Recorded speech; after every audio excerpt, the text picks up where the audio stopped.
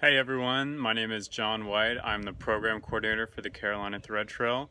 Today I'm going to show you guys a little outdoor arts and crafts activity that I think ought to be a rite of passage for every elementary schooler in the Piedmont, and that of course is the leaf rubbing. So we'll get a little funky with it today too, because being outside is all about experimentation, creativity. It's not about rules. It's about following where your heart leads you, where the spirit moves you, where the wind blows you. So I think this will be great for kids and adults alike. And we're gonna spice up our leaf rubbings a little bit by making a little natural picture frame. So the great part about a leaf rubbing is that it always starts out with a little scavenger hunt, because you gotta find some good stuff to trace onto your paper. And I think I'm gonna start with a little bit of this cedar. It's outside my house. You can just grab a couple twigs, maybe a couple leaves off the ground. Here we've got some periwinkle and English ivy. Both of these are invasive species that we don't like to see around here, but we can try and use them. I'm not sure what kind of tree this is, but hey, we're gonna take it and we're gonna learn about it. Maybe one or two magnolia leaves. The flowering dogwood is in fact flowering, so we'll take a couple of these. Azalea blooms, why not? I'm also looking out on the lawn here, and there are all kinds of really interesting textures we can use. All this clover, little seed pods, all that stuff.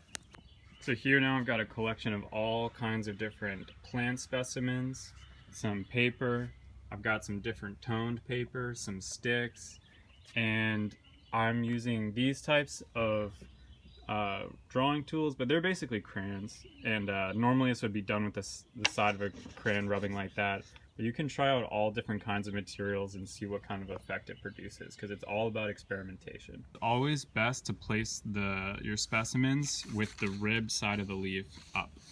So I think it's best to use kind of a medium amount of pressure so that you can see the ridges of the leaves, but that you're not kind of blotting everything out.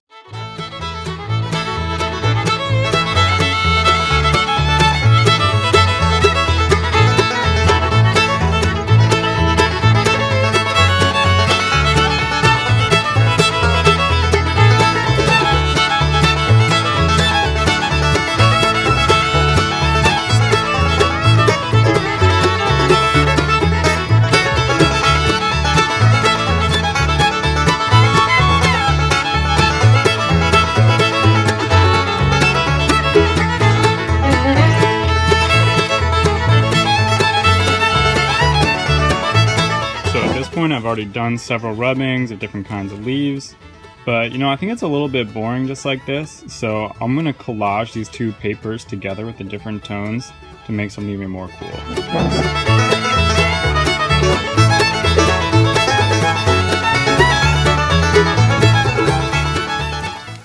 So now I've got something that's a little bit more interesting, a little bit more outside the frame.